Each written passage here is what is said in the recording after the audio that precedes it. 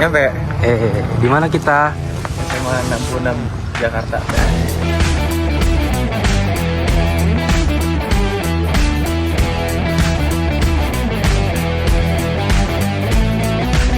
Kan seperti kan sekarang kan ada pemakaian Itu sudah.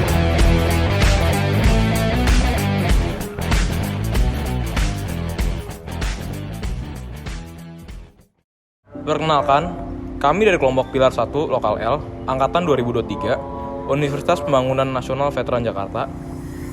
Pada kesempatan kali ini, kami akan membuat proyek video penelitian berupa wawancara kepada mahasiswa, dosen, guru, serta siswa-siswi yang ada di UPN Veteran Jakarta dan SMA Negeri 66 Jakarta dengan judul Taraf dan Kualitas Pendidikan Rakyat Indonesia di Lingkup Sekolah Menengah ke Atas dan Universitas.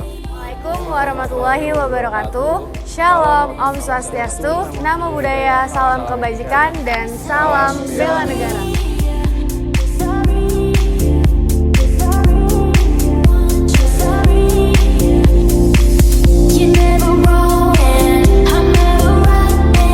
Halo, di sini saya dengan siapa? Boleh bilang nggak nama dan kelasnya?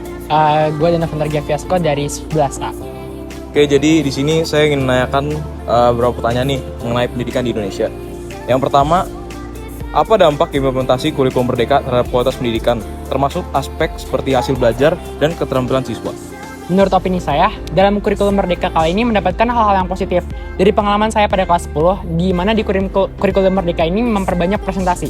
Yang di mana presentasi itu kan melatih kita dalam public speaking. Dan public speaking kan membuat kita menjadi lebih percaya diri untuk ngobrol di depan umum ataupun ngomong di depan umum seperti pidato, sambutan, dan lain hal. Dan public speaking ini juga melatih saya untuk menjadi ketua OSIS, karena kan kalau menjadi ketua OSIS harus berani berbicara di depan umum. Lalu di aspek pendidikan seperti kan sekarang kan ada pemaketan, yang dimana pemaketannya ada yang IPA, IPS, dan juga IPA. Nah, dengan pemaketan ini semua siswa akan fokus kepada mata kuliah yang diinginkan oleh seluruh siswa di SMA Negeri 66 Jakarta ini. Itu, Kak. Oke, lanjut ke pertanyaan kedua ya. Apakah menurut Anda pendidikan dapat mempengaruhi peluang untuk mendapatkan kehidupan dan pendapatan yang layak? Menurut saya iya, karena pendidikan yang layak pasti para pelajar yang memiliki pendidikan yang layak itu akan mendapatkan kehidupan yang layak, sedangkan para pelajar yang tidak mendapatkan pendidikan yang layak kemungkinan tidak akan memperoleh kehidupan yang layak. Kenapa? Karena pasti semua pelajar yang mendapatkan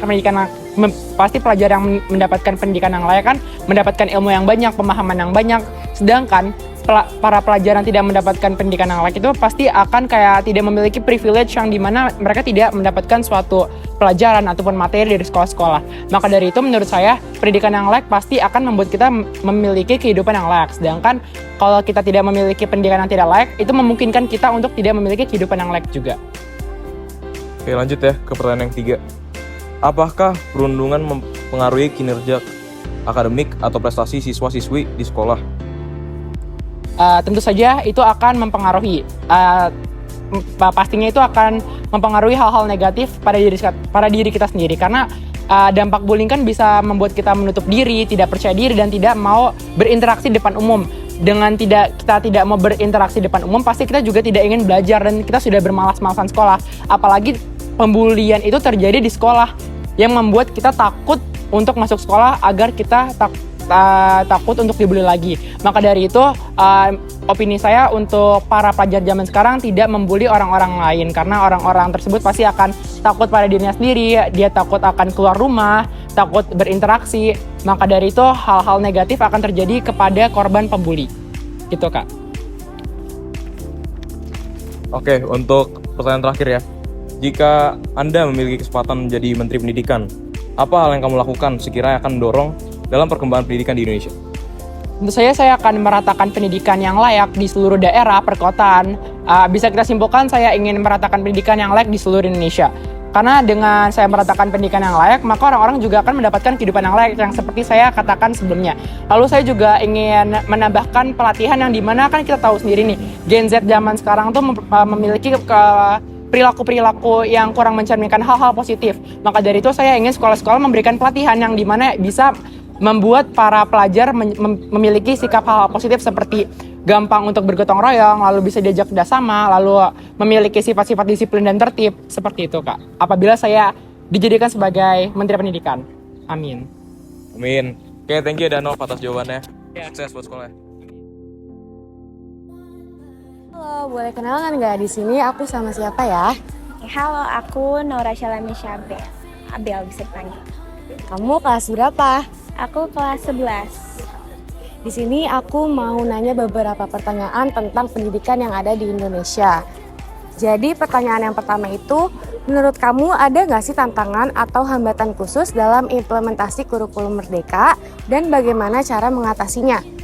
Oke, kalau tantangan sama hambatan itu yang pastinya ada, soalnya aku di sini kan sebagai angkatan yang baru pertama kali ngerasain kurikulum Merdeka ya. Kalau tantangannya itu kita di sini benar-benar diimplementasiin untuk kerja mandiri. Jadi setiap ada sesuatu tugas itu kita biasanya dikasih studi kasus dan kita itu disuruh untuk bekerja secara berkelompok, dan di situ tantangannya itu biasanya menyatukan pendapat satu sama lain sih, karena kan kita pasti punya pemikiran yang beda-beda ya. Nah, kalau untuk hambatannya ini kadang kita ini kurang bisa paham karena penjelasan dari guru itu biasanya nggak terlalu spesifik. Kita karena tadi kita disuruh kerja mandiri, jadi biasanya kita research sendiri, terus bekerja sendiri dan banyak lebih ke sendiri sama diskusi sama temen sih. Gitu. Oke, terus untuk pertanyaan kedua, menurut kamu apakah ada kesetaraan dalam pendidikan yang ada di Indonesia? Terus sebutin alasannya itu apa?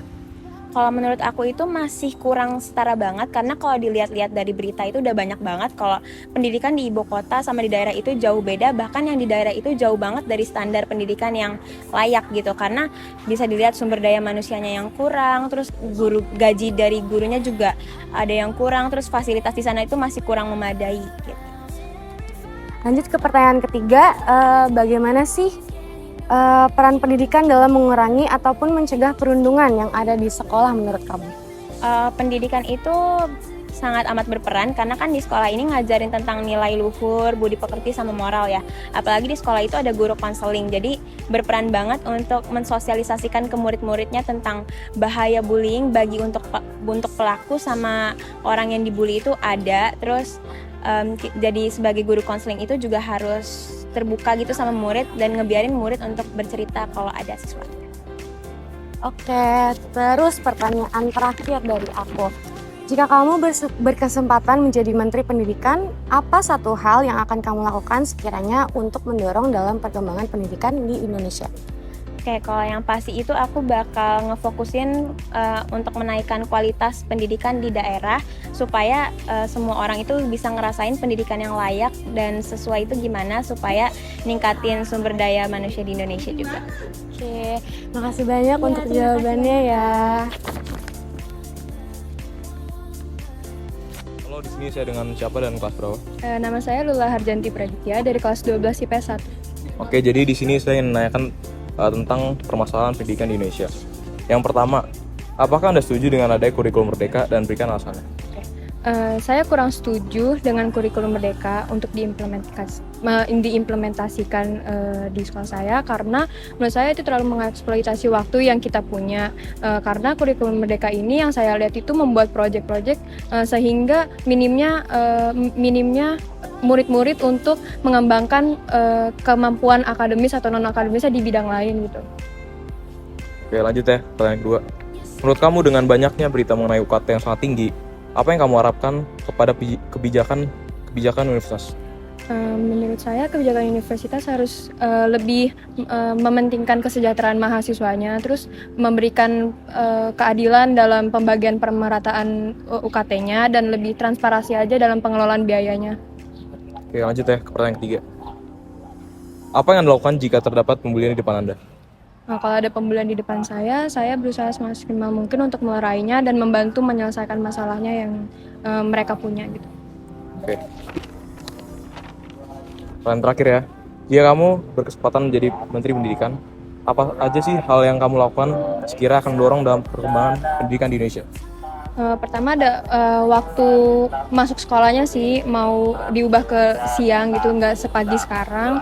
Terus waktu sekolah itu dikurangi, jadi jam belajar dikurangin sehingga kita tuh punya kesempatan buat mengembangkan kemampuan kita di bidang non akademis atau di bidang akademik lainnya, tapi nggak cuma di lingkungan sekolah aja, bisa di lingkungan yang lain gitu. Oke, thank you Lula atas jawabannya. Sukses buat sekolahnya. Selamat siang Ibu. Oke, selamat siang. Jadi aku ada beberapa pertanyaan mengenai kurikulum Merdeka dan kasus-kasus Jadi pertama-tama boleh kenalin nama dan sebagainya. Oke, baiklah, nama Ibu Lutfia. Kebetulan Ibu ngajar bimbingan konseling. Langsung pertanyaan aja kali ya. Pertanyaan pertama, apa sih harapan sekolah dengan melaksanakan kurikulum?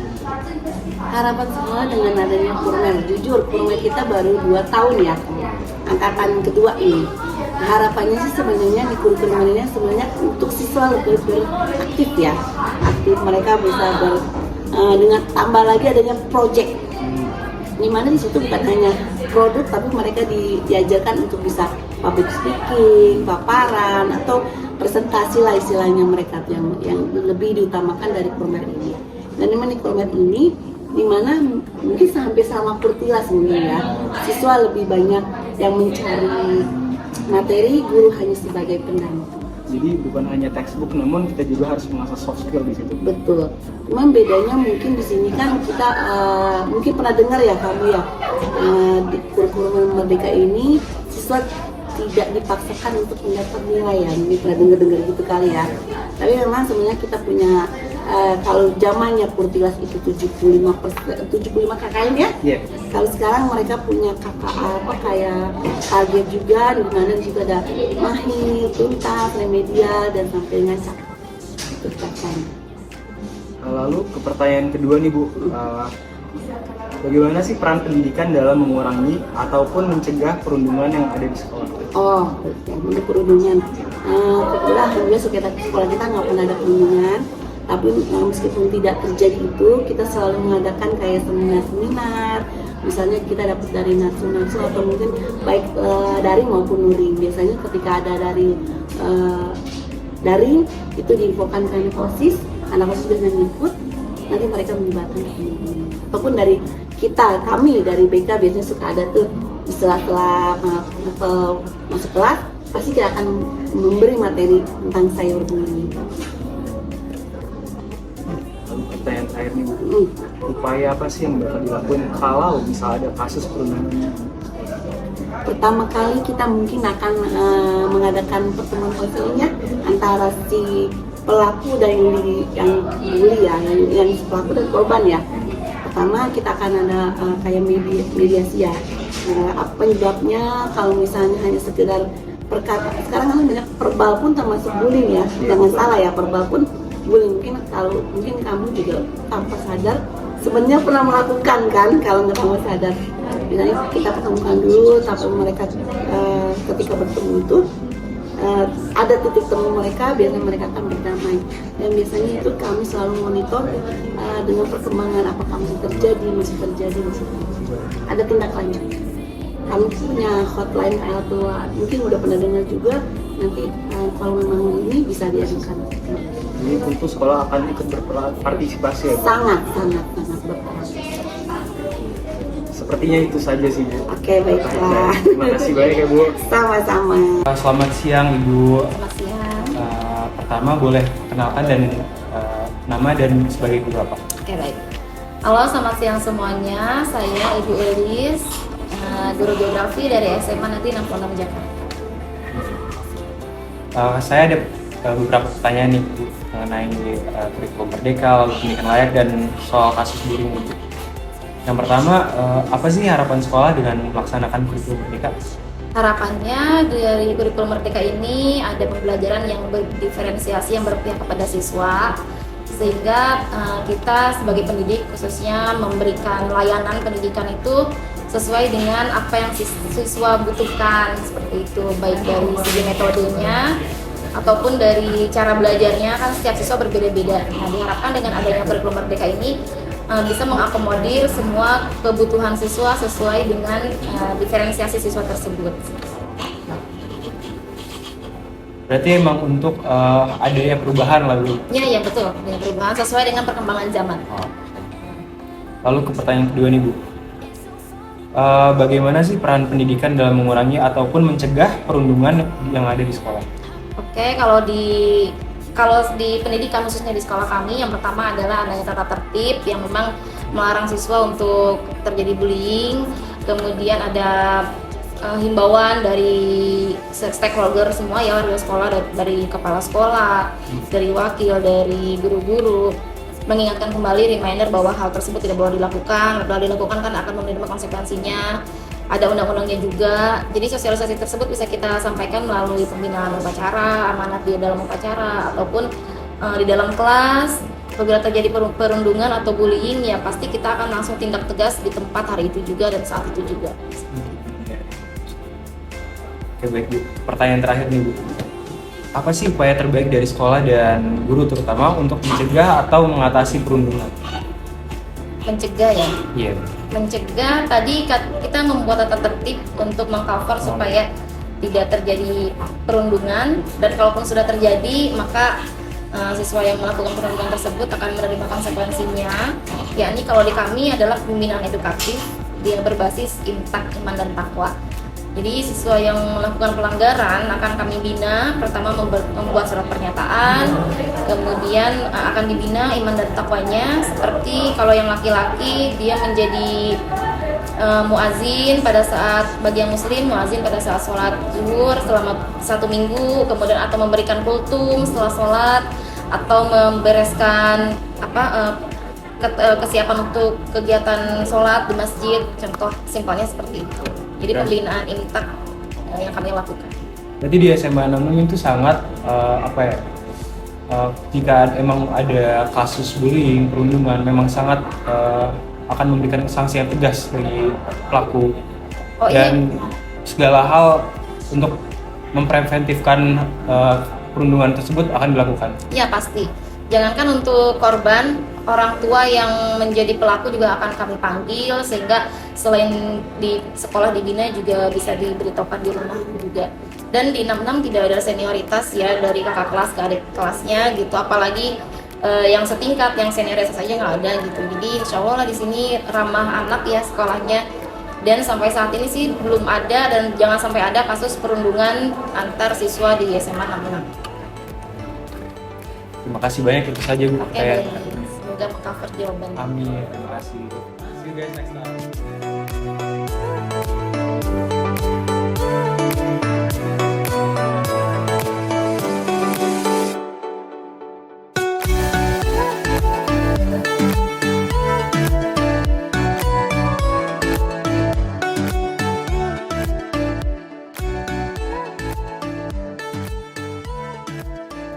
Halo Pak, selamat sore. Boleh perkenalkan dengan Bapak siapa dan dosen apa? Saya Handoyo Prasetyo, dosen dari konsentrasi hukum pidana di UPN Veteran Jakarta. Oke, di sini saya ingin bertanya beberapa pertanyaan mengenai pendidikan yang ada di Indonesia. Iya. Pertanyaan pertama itu, menurut Bapak, apa sih dampak implementasi kurikulum Merdeka terhadap kualitas pendidikan, termasuk aspek seperti hasil belajar dan keterampilan mahasiswa? Ya, kalau menurut saya program MBKM itu sangat bagus ya, karena di dalam program itu mahasiswa itu dididik dan akan memperoleh skill dan knowledge ya yang berbeda dengan bidang studinya. Misalnya Fakultas Hukum kemudian mendapat program atau bisa mengikuti kuliah di ekonomi, itu sangat bagus, atau di teknologi. Jadi itu akan menyebabkan mahasiswa akan diberikan keterampilan dasar yang menjadi modal untuk turun ke masyarakat. Siap gitu. Jadi nanti pada saat berkompetisi untuk mendapatkan pekerjaan itu sudah punya kemampuan bekal dasar untuk kompetisi gitu ya. Siap, itunya mengenai keterampilan akan didapat dengan sendirinya. Oke, gitu ya Pak.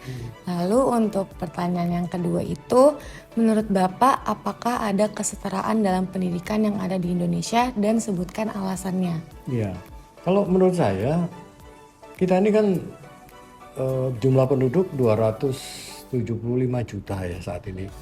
Sehingga agak sulit kalau memimpikan atau menginginkan kesetaraan pendidikan atau balancing untuk semua daerah gitu ya. Pasti pendidikan di wilayah yang agak pinggir itu agak beda dengan yang di pusat gitu ya, di kota-kota besar. Nah, kenapa bisa beda? Ya karena fasilitas penunjangnya juga beda-beda. ya. Terus subsidi dari pemerintah setempat juga beda-beda gitu ya, di pusat sama di daerah subsidi beda. Kalau yang lebih besar mungkin bisa pakai teknologi yang lebih canggih, terus kelas-kelasnya bisa beda. Kalau di daerah teknologinya ya apa adanya gitu. Itu baru sarana dan prasarananya, ruang-ruang kelasnya seperti ini kan nggak mungkin ditemukan di wilayah terpencil gitu ya. Nah itu baru prasarana sarana, belum lagi ininya tenaga pendidik juga. Akibatnya apa? Kalau di daerah terpencil dia jarang bertemu, berkomunikasi, bersosialisasi, ya ilmunya standar terus gitu. Padahal sehari-hari kita diwajibkan untuk diskusi, ikut seminar, pendidikan, pelatihan yang mungkin di daerah nggak didapat ya. Sehingga kesimpulan saya idealnya setara, tapi itu akan menuju ke sana tuh perlu banyak upaya gitu ya, dan biaya besar dari pemerintah, dan itu wajib karena diamanatkan oleh Undang-Undang Dasar sih sebenarnya. Pendidikan kita diamanatkan Undang-Undang Dasar, wajib dipenuhi oleh pemerintah. Begitu kalau menurut saya. Tuh Pak. Lalu untuk pertanyaan terakhir itu terkait pembulian. Menurut Bapak, apa upaya terbaik dari universitas dan dosen untuk mencegah atau mengatasi perundungan? Baik, bullying atau bahasa Indonesia perundungan gitu ya, terjadi di semua aspek, semua level. Dari mulai SD, SMP, SMA, dan universitas ya. Nah, sudah tentu secara solusinya itu berbeda. Karena bicara anak SMA dengan anak mahasiswa, pola pikirnya udah beda ya. Terus apa yang bisa dilakukan untuk mencegah perundungan? Sudah tentu yang dilakukan adalah memberikan edukasi terus-menerus ya kepada semua pihak yang berkepentingan di universitas ya, melalui semua media yang ada. Itu harus dilakukan terus-menerus. Kemudian setelah edukasi juga disediakan sanksi hukum kalau terbukti melakukan perundungan ya. Kalau perundungan atau bullying itu kan bisa melalui dua hal. Satu melalui teknologi media sosial, yang kedua fisik. Nah, itu harus dikenakan sanksi bagi pelaku perundungan. Misalnya dibekukan ininya dia, perkuliahan dia gitu ya, paling ringan sampai di drop out gitu ya, dikeluarkan. Itu adalah sanksinya disiapkan. 3, itu diberikan sarana untuk melaporkan bullying. Sarana ini tidak terbuka untuk umum ya, ini sifatnya rahasia, disediakan untuk umum yang merasa ada mengalami bullying atau kekerasan seksual atau apapun. Itu namanya whistleblower system. Sehingga dengan data seperti itu, yang melapor nggak malu, terus tapi tetap ditindaklanjuti, dan nanti kepada pelakunya pasti akan bisa ditemukan ya. Jadi sosialisasi, sanksi hukum, kemudian sarana untuk melaporkan ya. Ya sudah tentu ini harus dilakukan oleh suatu tim khusus anti bullying misalnya. Itu harus dibentuk tim sehingga dia bisa mengawasi dengan baik bullying. Itu harusnya. Moga-moga tidak terjadi lagi. Nggak boleh ada bullying supaya tidak membuli juga. Nggak boleh. Tapi di UPN Veteran Jakarta ini pernah ada kasus bullying yang parah gitu nggak Pak? Saya belum pernah dengar, tapi kalau kasus bullying pasti nggak cuma di UPN ya, di mana-mana sering terjadi gitu ya. Tinggal tingkatannya gitu. Karena bullying ini kan sekedar bilang kamu mohon maaf gemuk gitu ya, bully sebenarnya kan. Kamu agak gelap kulitnya itu bully. Itu harus dibuat standar gitu supaya ketika orang melakukan standar itu langsung kena. Nah, itu baru bisa diukur. Kalau yang berat atau ringan saya belum pernah dengar, tapi mestinya harusnya nggak lepas ya kemungkinan itu. Cuman ya mungkin nggak diproses gitu, sehingga nggak ada datanya gitu. Ya, tapi kedepannya harus dibuat satu lagi, itu tadi patokan apa yang dimaksud dengan bullying, dan harus keras. Ya hari ini kan kita membuat namanya zona integritas ya, anti korupsi atau pelayanan yang bagus. Nah harus dilakukan mekanisme seperti itu, harus keras sanksinya. Oke Pak, terima kasih banyak atas jawabannya ya Pak. Ya, selamat siang Pak. Di sini saya dengan Bapak siapa dan mengajar mata kuliah apa Pak? Saya Pak Mulyadi, mengajar mata kuliah MKWU dan Bela Negara, kemudian mata kuliah hukum juga. Oke, baik Pak. Jadi di sini saya ingin menanyakan seputar tentang permasalahan pendidikan di Indonesia Pak. Bolehkah Pak? Boleh. Oke, baik. Mulai dari pertanyaan pertama Pak. Menurut Bapak, apakah dengan adanya program kurikulum merdeka mampu meningkatkan pelaksanaan kegiatan belajar mengajar dan mengapa Pak? Ya itu sekarang era digital mungkin ya. Jadi kita itu harus memberi wawasan ke mahasiswa itu tidak hanya di suatu fakultas saja gitu ya. Jadi harus ada mengadop ilmu-ilmu lain gitu ya. Jadi biar memahami bagaimana mata kuliah yang lain di luar mata kuliah kita gitu ya, fakultas hukum. Itu sangatlah positif kalau menurut saya gitu. Lanjut ya Pak ke pertanyaan yang kedua nih Pak.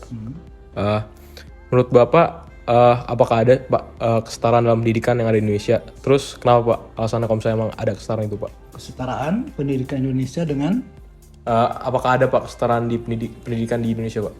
Menurut Bapak ada nggak sih Pak kesetaraan di pendidikan yang ada di Indonesia sekarang? Saya rasa kesetaraan ya dalam arti apa ya? Memang pendidikan kita itu harus progres dalam arti mengadop pendidikan yang di luar gitu ya. Nah, kesetaraan ini berarti bagaimana pemerataan pendidikan di Indonesia sesuai amanat Undang-Undang Dasar 45 gitu ya. Nah, itu yang perlu kita perdalam dalam arti para pemberi kebijakan ya seperti UPN atau para pemimpin kita gitu ya. Negara maupun para menterinya itu kesetaraan pendidikan itu harus gitu ya. Wajib karena kan wajib belajar 6 tahun, 12 tahun kan gitu ya. Nah, apalagi mungkin ke perguruan tinggi pun nanti harus wajib gitu ya. Tidak hanya sampai tingkat SMA gitu. Ya, jadi pemerataan pendidikan itu wajib harus gitu. Karena kita kalau tidak pendidikannya kita merata, pendidikannya kita anak-anak itu tidak dibekali dengan ilmu pengetahuan, kita akan tergilas dengan pengetahuan yang lain gitu ya. Negara-negara yang lain, sedangkan negara itu kan sudah lebih leading daripada Indonesia. Oke, baik Pak. Lanjut ke pertanyaan yang ketiga Pak. Bagaimana sih Pak peran pendidikan dalam mengurangi ataupun mencegah perundungan yang ada di sekolah Pak? Menguranginya itu diantaranya bagaimana pendekatan gitu ya. Iya betul Pak. Pendekatan terutama guru-gurunya gitu ya, atau terutama mahasiswa atau tingkatan di bawah mahasiswa gitu ya. Jadi semua elemen masyarakat juga harus penting. Keluarga juga sangat penting gitu ya. Bagaimana mental mahasiswa, mental siswa kita ini sendiri dibekali dari pendidikan di rumah gitu ya. Entah itu pendidikan agama, entah itu pendidikan etika, entah itu pendidikan moral gitu kan. Itu akan terbawa kepada perilaku manusia itu sendiri gitu kan. Perundungan itu kan suatu hal yang etika tidak baik gitu ya.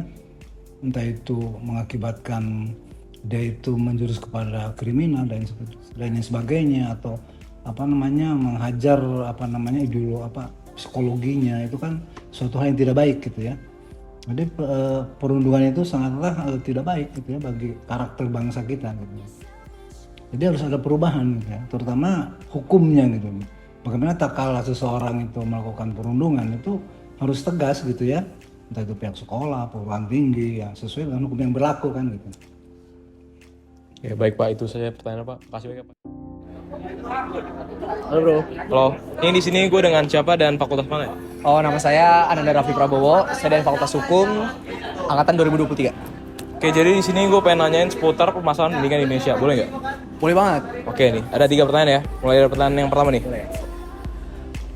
Menurut Anda, apakah dengan adanya program kurikulum merdeka mampu meningkatkan pelaksanaan kegiatan mengajar dan mengapa gitu? Menurut saya dengan diadakannya kurikulum merdeka ini, menurut saya ini sangat bagus karena ini disclaimer dulu, saya tuh nggak mengalami kurikulum tersebut. Tapi melihat kan? Melihat. Okay. Nah, saya sebagai orang yang melihat kurikulum tersebut ini, menurut saya sangat bagus karena saya yakin dengan diadakan kurikulum ini bisa mengubah pola pikir para siswa SMA yang menuju ke dunia kerja atau dunia kuliah nanti. Karena dengan kurikulum Merdeka sendiri kan berbasis itu proyek-proyek based learning gitu kan. Iya, betul. Nah itu menurut saya sangat penting dan sama sekali tidak menghambat pelajaran seperti biasanya saya dulu. Karena justru malah lebih bagus karena bisa merubah pola pikir di kehidupan kerja nanti atau kehidupan kuliah nanti. Oke. Lanjut ya ke pertanyaan kedua. Menurut kamu, dengan banyaknya berita mengenai UKT yang sangat tinggi, apa sih yang kamu harapkan terhadap kebijakan universitas? Dengan diadakannya ditinggikannya UKT ini, saya harap sih uang yang kita bayar atau kita berikan kepada kampus melalui UKT ini bisa menunjang pendidikan kita atau fasilitas pendidikan kita lebih bagus lagi, fasilitas belajar kita lebih memadai lagi, lebih modern lagi.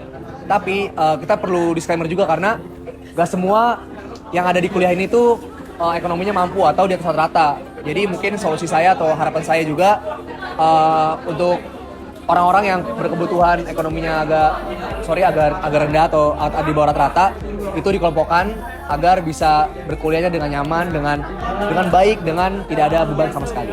Berarti akan dengan cara pemerataan UKT dengan cara ini ya, aju banding ke UKT. Benar. Itu dia. Sip. Lanjut ya ke pertanyaan yang ketiga. Apakah perundungan mempengaruhi kinerja akademik atau prestasi siswa-siswi di sekolah? Perundungan menurut saya sangat mempengaruhi prestasi seseorang atau siswa di sekolahnya karena perundungan sendiri kan mungkin kalian semua tahu gimana bentuk kegiatannya. Perundungan ini kan coba kalau misalnya kita pakai logika ya, kita nggak mungkin kan kita sekolah dan kita berangkat ke sekolah yang tadinya buat belajar tapi malah berpikiran untuk takut untuk melakukan sesuatu hal karena takut dibully atau di perundingan tersebut kan.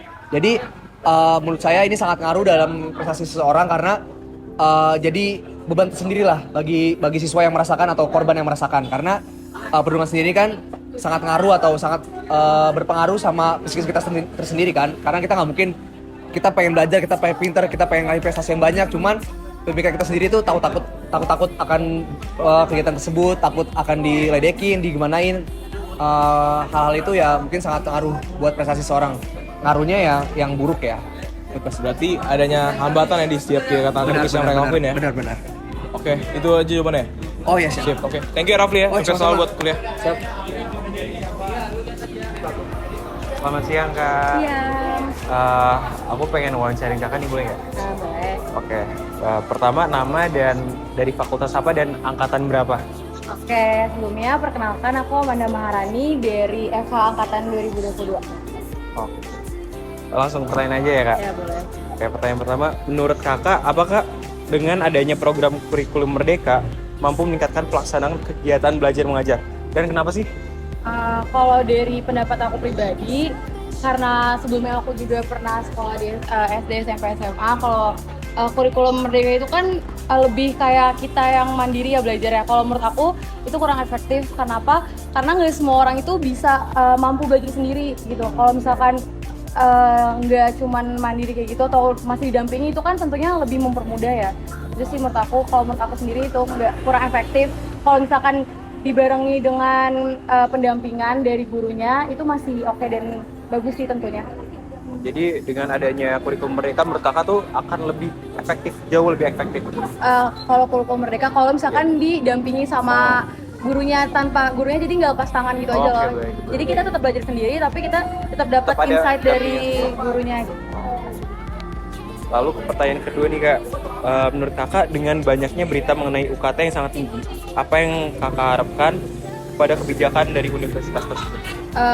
Untuk permasalahan UKT sendiri itu tentunya sebenarnya kita tuh mengacu pada Kemendikbud juga ya dan peraturan rektor. Kalau misalkan harapan aku juga dari UKT itu sih sebenarnya pihak kampus harusnya lebih selektif ya untuk melihat keuangan mahasiswa karena terkadang tuh ada yang mahasiswanya memang maaf mungkin kurang mampu tapi dapat UKT-nya tuh yang tinggi. Nah, ketika dia mengajukan penurunan terkadang itu ditolak gitu. Jadi menurut aku seharusnya kampus lebih bisa menyeleksi dan melihat keadaan keuangan dari mahasiswa tersebut. Jadi menurut Kakak tuh harus adanya sikap yang bijak dari kampus terhadap murid-murid dan mungkin lebih saat pendaftaran juga bisa sebelum memutuskan mahasiswa tersebut dapat golongan berapa itu mungkin lebih bisa diseleksi lebih detail lagi gitu, dan lebih bisa dilihat oh kayak mahasiswa ini tuh cocoknya lebih mampunya mungkin di golongan 5 misalkan gitu. Jadi saat diberikan keputusan nggak langsung semena-mena atau tinggi gitu. Jadi kan itu memberatkan mahasiswa ya. Oke, pertanyaan terakhir nih Kak. Apa yang akan Kakak lakukan jika terdapat pembulian di depan Kakak sendiri? Kalau dari aku pribadi, kalau misalkan pembulian itu tentunya itu tuh nggak boleh banget terjadi karena kita sama-sama mau belajar di sini dan harus banget menghindari pembulian. Kalau dari aku sendiri tentunya di sini kan pasti ada pihak-pihak seperti mungkin kita bisa laporin ke pihak dekanat atau kita lebih mudahnya mungkin ke BEM atau tentunya ke bidang Atkesma karena itu bisa membantu kita untuk melaporkan tindakan tersebut gitu. Kalau misalkan di depan aku juga mungkin aku bisa bantu laporin, dan kalau misalkan memang pihak tersebut itu meminta untuk tidak dilaporkan, mungkin kita bisa berdiskusi terlebih dahulu kepada pelaku tersebut kayak, atau enggak membuat perjanjian juga kalau misalkan dia ngelakuin lagi apa tindakan yang akan diberikan kepada dia atau sanksi yang akan diberikan kepada dia kalau perilaku dia tuh terulang kembali gitu. Dan tentunya meminta korban juga suatu kesepakatan maunya gimana. Oke, baik. Itu saja sih Kak untuk pertanyaan-pertanyaan. Terima kasih banyak ya Kak. Halo, boleh nggak kenalan di sini aku bareng sama siapa? Aku Gracia dari Fakultas Hukum. Ya, di sini aku mau nanya beberapa pertanyaan terkait pendidikan yang ada di Indonesia. Pertanyaan yang pertama itu, menurut kamu, apakah dengan adanya program kurikulum Merdeka mampu meningkatkan pelaksanaan kegiatan belajar dan mengajar? Kenapa? Menurut aku sudah ya, karena waktu dulu tuh kurikulum 13, kurikulum 2006 itu anak-anak masih belajarnya kaku gitu, kaku banget, duduk diam. Cuman kita lihat kurikulum Merdeka sekarang anak-anak udah lebih menyuarakan atau lebih melakukan sesuai keinginan dia, apa yang menjadi rasa-rasa mau keluar sesuai seni kah, urusan dia gitu loh. Jadi menurut aku ini sudah bagus gitu loh kurikulum Merdekanya. Oke, lalu pertanyaan yang kedua, menurut kamu dengan adanya berita mengenai UKT yang sangat tinggi, apa yang kamu harapkan kepada kebijakan universitas? Pertama, dengan UKT yang sangat tinggi yang saya harapkan itu harus sesuai dengan fasilitas ataupun pembelajaran yang kami dapatkan. Dimana ya kalau sekarang saya masih merasa nih seperti lahan parkir, ruang belajar, ataupun ruang diskusi yang menurut saya masih minim di universitas. Dan kalau misalnya di tempat lain mungkin aku kurang tahu, cuman di sini aku harusnya sesuai dengan, kalau nggak proses mengajarnya, dosen-dosen juga tepat waktu, sehingga anak-anaknya juga ngerasa oh materinya yang diberikan sesuai nih, anak-anak juga dapat materinya dengan lengkap dan gitu.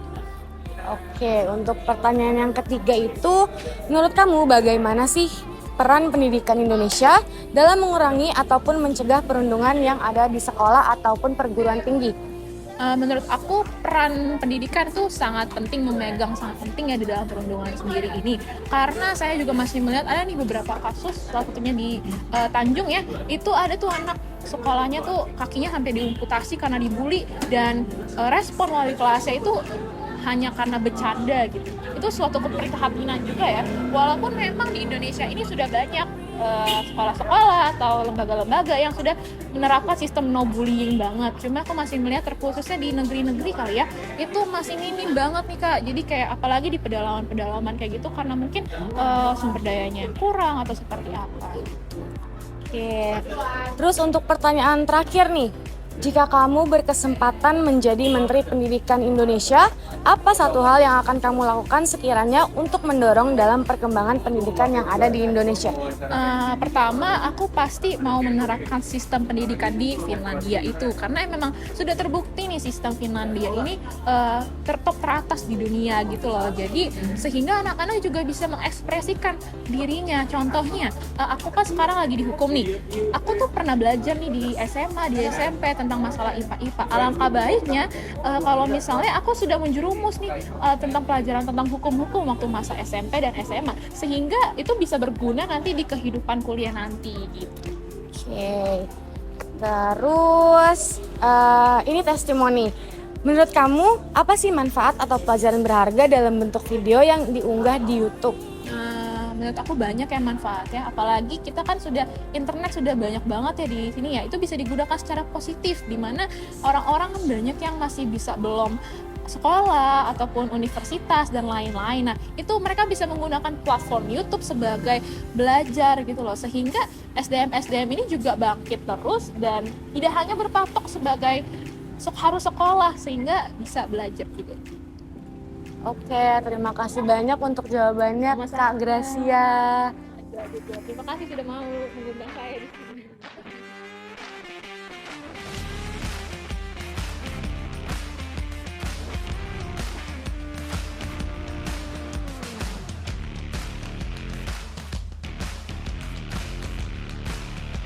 Terima kasih atas perhatian dan waktu yang telah diberikan untuk menyaksikan video ini.